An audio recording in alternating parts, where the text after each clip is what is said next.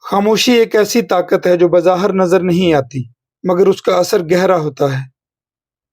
زندگی کی دوڑ دھوپ میں ہم اکثر یہ بھول جاتے ہیں کہ کبھی کبھی خاموشی ہی سب سے بڑا جواب ہوتا ہے۔ خاموشی ہمیں اندرونی سکون فراہم کرتی ہے، ہمیں سوچنے کا موقع دیتی ہے اور ہمیں مضبوط بناتی ہے۔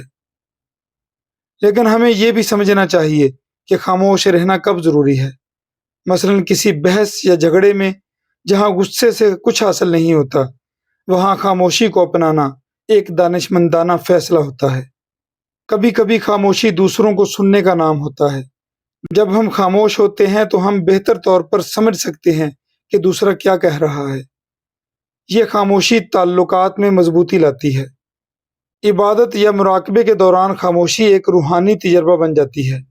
یہ ہمیں اپنی روح کے قریب لے جاتی ہے اور ہمیں زندگی کی حقیقی حقیقتوں کو سمجھنے میں مدد دیتی ہے۔ خاموشی ہمیں اپنے اندر جھانکنے کا موقع دیتی ہے، ہمیں اپنی ذات کے بارے میں جاننے کا موقع ملتا ہے۔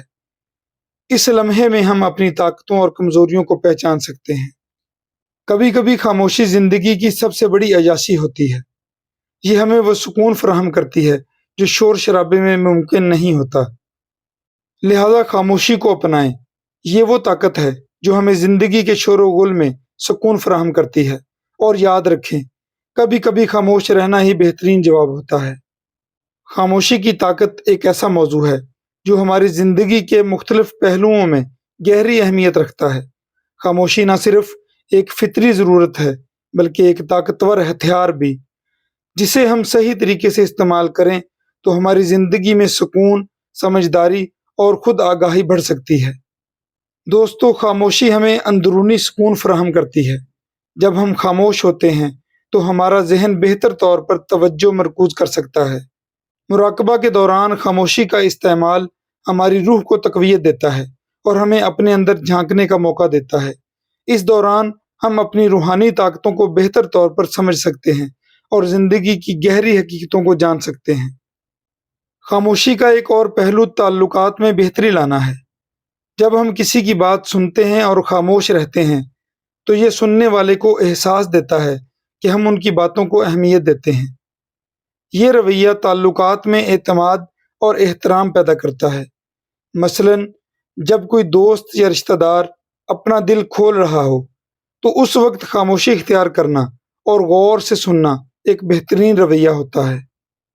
دوستو، جھگڑوں اور اختلافات کے دوران خاموشی اختیار کرنا اکثر سب سے دانشمندانہ عمل ہوتا ہے۔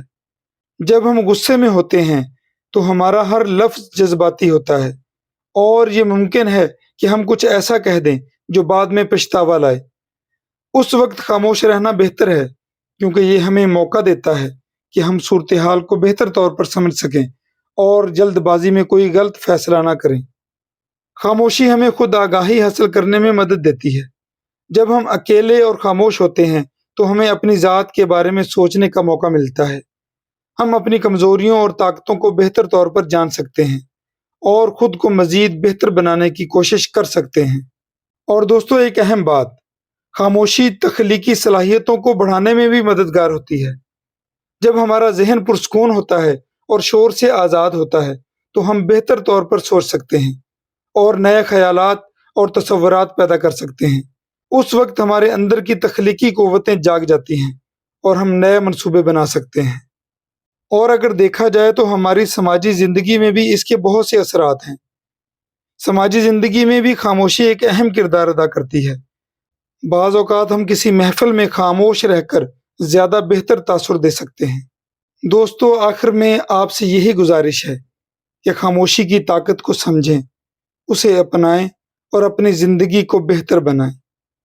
آپ سب دوستوں کا ویڈیو دیکھنے کا بہت شکریہ۔